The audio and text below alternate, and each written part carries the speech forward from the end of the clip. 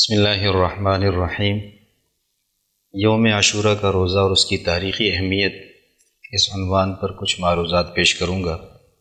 دعا ہے کہ اللہ تبارک و تعالی صحیح کہنے کی توفیق مرحمت فرمائے۔ بخاری شریف کی روایت ہے، حضرت عبداللہ ابن عباس رضی اللہ تعالیٰ عنہ سے مروی ہے کہ نبی کریم صلی اللہ علیہ وسلم روزوں میں سے سب سے زیادہ رمضان المبارک کے روزوں میں اہتمام فرماتے تھے، اور اس کے بعد نفلی روزوں میں سے سب سے زیادہ یوم عاشورہ کے دن روزہ رکھنے کا اہتمام فرماتے تھے، اور امت کو بھی اسی چیز کی آپ نے تعلیم دی۔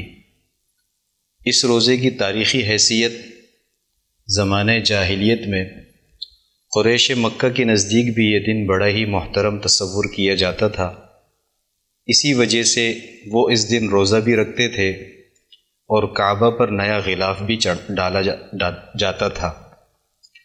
حضرت عبداللہ بن عباس رضی اللہ تعالیٰ عنہ فرماتے ہیں، جب نبی کریم صلی اللہ علیہ وسلم ہجرت فرما کر مدینہ منورہ تشریف لے گئے تو آپ نے وہاں دیکھا کہ یہود اس دن روزہ رکھتے تھے، تو آپ نے یہود سے پوچھا کہ اس دن تم کیوں روزہ رکھتے ہو، اس کی کیا خاص وجہ ہے؟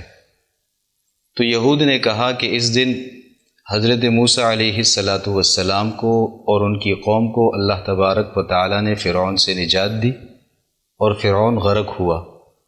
اس کے شکرانے کے طور پر حضرت موسیٰ علیہ السلام اس دن روزہ رکھتے تھے۔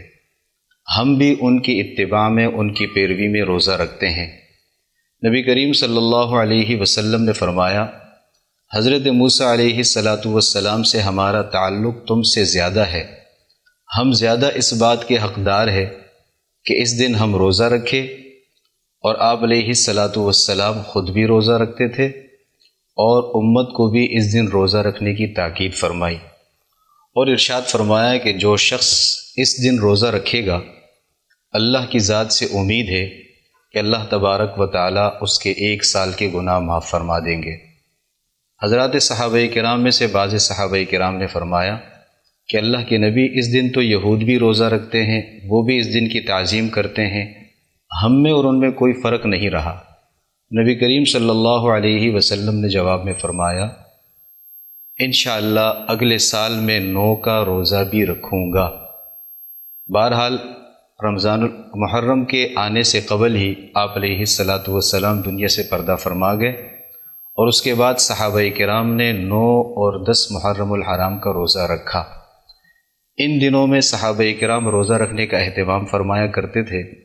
ہمیں بھی چاہیے کہ ہم ان دنوں میں بجائے بدعات اور خرافات میں پڑنے کے ان دنوں میں ہم روزہ رکھیں۔ مولانا منظور احمد نعمانی صاحب فرماتے ہیں کہ ہماری تحقیق یہ ہے، موجودہ زمانے میں یہود اس دن روزہ نہیں رکھتے، لہٰذا اگر کسی شخص نے صرف 10 محرم الحرام یعنی عاشورہ کا روزہ بھی رکھ لیا تو اس میں کوئی مذائقہ نہیں۔